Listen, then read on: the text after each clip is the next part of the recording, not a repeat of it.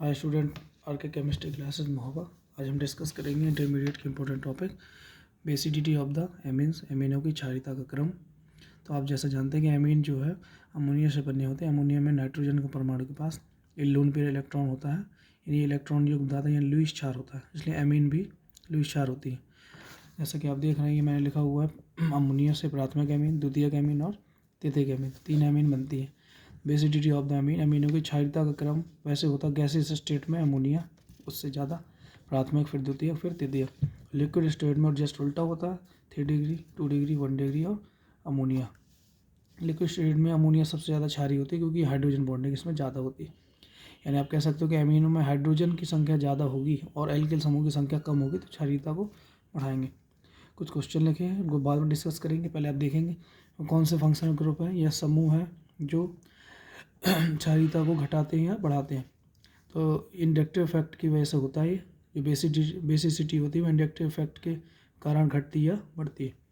तो कुछ इंडक्टिव ऐसे ग्रुप होते हैं इंडक्टिव जो ऐसे इलेक्ट्रॉन को अपनी ओर आकर्षित करते हैं, वो -I इफेक्ट उत्पन्न करते हैं, यानी इनके पास इलेक्ट्रॉनों की कमी होती है, यानी इनके पास इलेक्ट्रॉन की काफ़ी कमी होती है, यानी इनका अष्टक पूरा नहीं होता, यानी कि पॉजिटिव चार्ज का मतलब इलेक्ट्रॉनों की कमी है, तो इलेक्ट्रॉन को अपनी ओर आकर्षित कर लेंगे।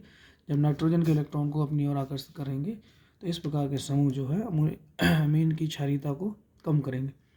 कुछ समूह ऐसे होते हैं जो +I प्रेरण प्रभाव उत्पन्न करते हैं, जो इलेक्ट्रॉन को प्रतिकर्षित करते हैं, यानी इनके पास इलेक्ट्रॉनों की अधिकता। वैसे ही माइनस चार्ज का मतलब इलेक्ट्रॉन इन्होंने ले रखे हैं, जो इलेक्ट्रॉन को धक्का देंगे।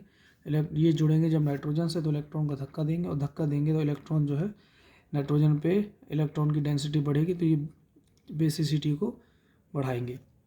एक क्वेश्चन सबसे पहले सर पूछते, सर मेथिल एथिल प्रोपिल जब जुड़ जाते हैं कार्बन की संख्या घटने बढ़ने से क्षारीयता में क्या प्रभाव पड़ता है। तो जितनी ज़्यादा कार्बन की संख्या होगी वो क्षारीयता को उतने ज़्यादा बढ़ाते जाते हैं, क्योंकि ये होते हैं इलेक्ट्रॉन प्रतिकर्षी समूह, इनके पास इलेक्ट्रॉन पर्याप्त होते हैं तो उल्टा इलेक्ट्रॉन यह देने लगते हैं। अगर इस तरह से प्राथमिक द्वितीयक और तृतीयक की बात करें तो सबसे ज़्यादा गैस अवस्था तृतीयक होती है क्षारीय, और इस तरह से लिक्विड स्टेट में सबसे ज़्यादा अमोनिया क्षारीय होती है। अगर एनिलीन जुड़ जाता है तो क्या होता है, आगे देखिए।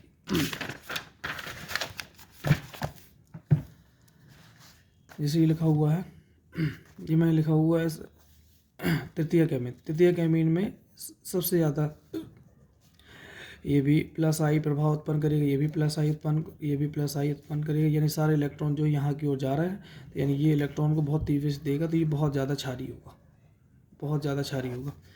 इसके बाद अगर सेकेंडरी एमीन ले लें हम लोग, CH2 का होल ट्वाइस इंटू NH, तो इसमें ये टर्सरी था, C2H5 का होल थराइस इंटू NH। अब सर ये टर्सरी और इसमें कौन सा था, इसमें ज़्यादा क्षारीय होगा ये, क्योंकि इसको जब वाटर में सॉल्युबल करेंगे तो वाटर के OH के साथ ये हाइड्रोजन बॉन्डिंग क्रिएट करेगा। हाइड्रोजन बॉन्डिंग जितनी ज़्यादा क्रिएट होती है, इलेक्ट्रॉन उतना ज़्यादा फ्री स्टेट में चला जाएगा।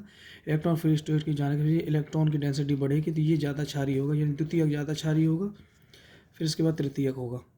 इस तरह से क्रम बनेगा जली विलयन में। और सबसे ज़्यादा प्राथमिक, क्योंकि प्राथमिक में होंगे NH2, यानी प्राथमिक में 2 हाइड्रोजन बॉन्ड होंगे, तो दोनों हाइड्रोजन बॉन्ड जो है यहाँ से H जल का OH, ये वाला भी H और जल का OH, यहाँ हाइड्रोजन बॉन्डिंग ज़्यादा करेगा। तो जो प्राथमिक एमीन होगा वो लिक्विड स्टेट में यानी जली विलयन में सबसे ज़्यादा क्षारीय। इसमें एक H कम हो गया, यानी हाइड्रोजन बॉन्डिंग कम हो गई, हाइड्रोजन बॉन्डिंग कम होगी तो ये कम क्षारीय होगा।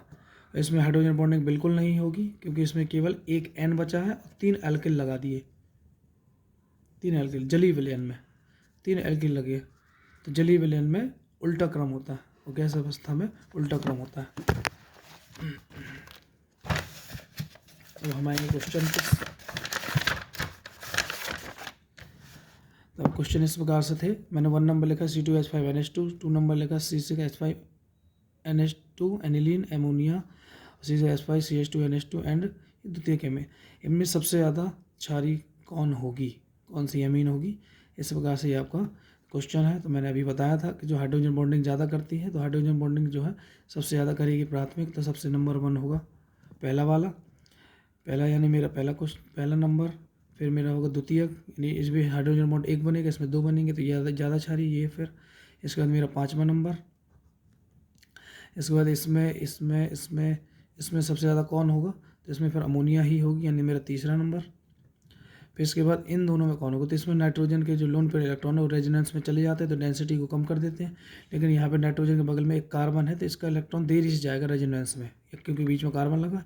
तो इन दोनों में सबसे ज़्यादा इससे और इससे ज़्यादा क्षारीय ये होगा 4 नंबर, यानी सबसे कम क्षारीय होगा एनिलीन, ये मेरा 2 नंबर। ये उनका होगा क्षारीयता का बढ़ता क्रम। 1 डिग्री नहीं लिखा, ये मेरा 1 नंबर लिखा हुआ।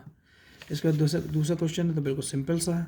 इसमें मैंने लिया है प्राथमिक एमीन, द्वितीयक एमीन, तृतीयक एमीन। तो मैं बता चुका हूँ एल्किल समूह बढ़ने के साथ साथ एमीनों की क्षारीयता का क्रम बढ़ता है, क्योंकि प्लस आई इफेक्ट ज़्यादा उत्पन्न करते हैं एल्किल समूह। तो इसमें सीधा पहले 3 नंबर आएगा,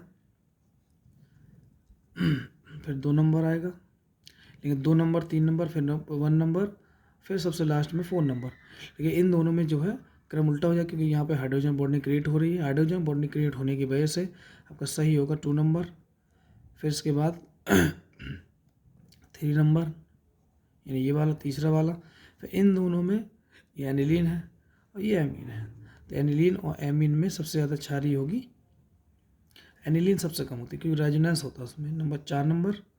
अब बचा कौन सा, दूसरा, ये पहला, ये पहले में आपका पहला ही होगा, क्योंकि प्राथमिक एमीन हाइड्रोजन बॉन्ड ज़्यादा बनाएगी, यानी 1 नंबर।